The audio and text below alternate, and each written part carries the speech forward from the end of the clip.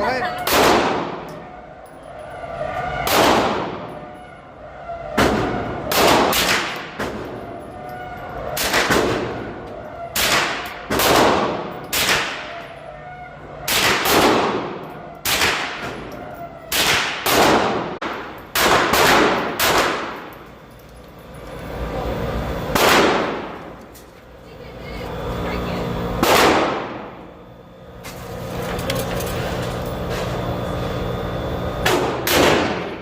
Pretty good. Go for the square.